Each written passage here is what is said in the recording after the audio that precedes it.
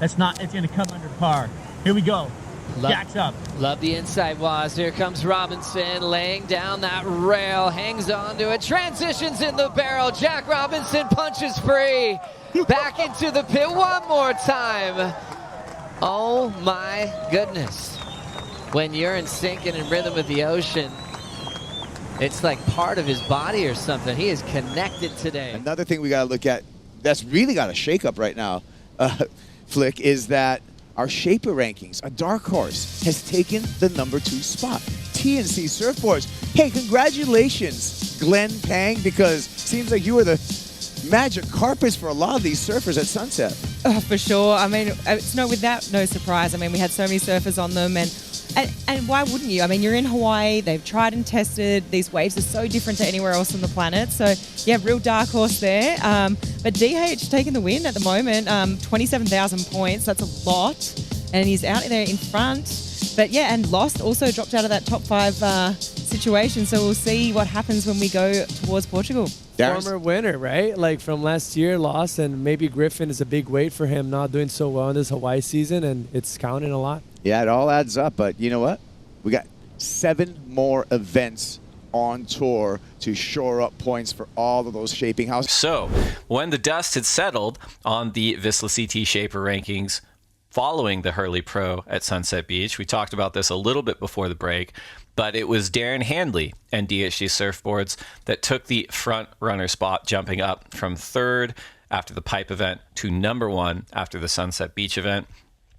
I think, and we talked about this a little bit already, I want to get your take on this, Mitch, but it does feel like this Hawaiian season, more so than any in recent memory, it seems like more CT surfers were electing to use local shapers, local Hawaii-based shapers. Arakawa, Paisel, Takoro, Glen Pang at TNC Surf.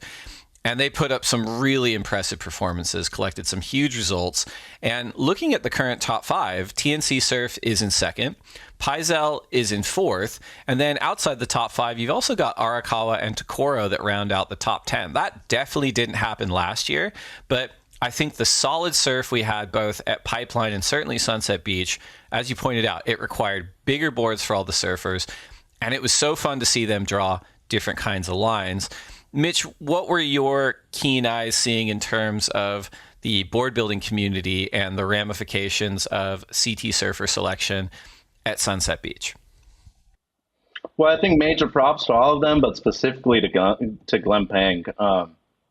I'd say in my history of working both for the company and being involved in professional surfing, this is probably the CT event that I've seen where most people are riding TNC surfboards shaped by Glen Pang. So props to him. I think it is a major contribution to both his success on the Vissla CT Shaper Rankings, but just overall too.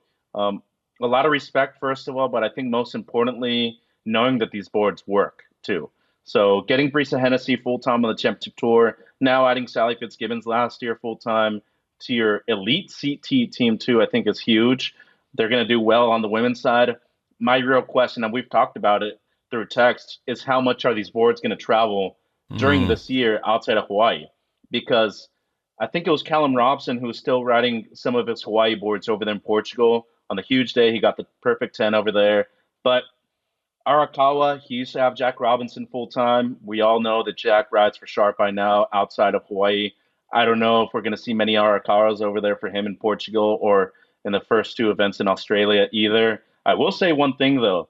Darren Handley has been kind of the one guy that's always been under the radar. He was leading at a certain point last year, but he's got too many riders for him to not do well. I mean, Jacob Wilcox, that addition, Liam O'Brien, major result here for him, beating Ethan Ewing, who's by far one of the greatest surfers on the Championship Tour right now. And I want to say one thing about Ethan Ewing, too. There was one roundhouse cutback in the event that he did that might be the single best roundhouse cutback I have ever seen at Sunset Beach. For people to be able to do that there on a huge wave, by the way, was absurd. And the way he was able to do it as smoothly was just ridiculous, too. Now you have Isabella Nichols on the women's side who gets a good result here at Sunset Beach. I thought not only her requalifying was huge for him, but now you could potentially have Bronte McCauley competing in the final 2 events before the mid-year cut, both at Bells and at Margaret River. That could be huge for him, too. She makes it in the quarters or better. I see DHD competing for the title at the end of the year. And, of course, big shout out to Paisel. He doesn't have many riders on the CT.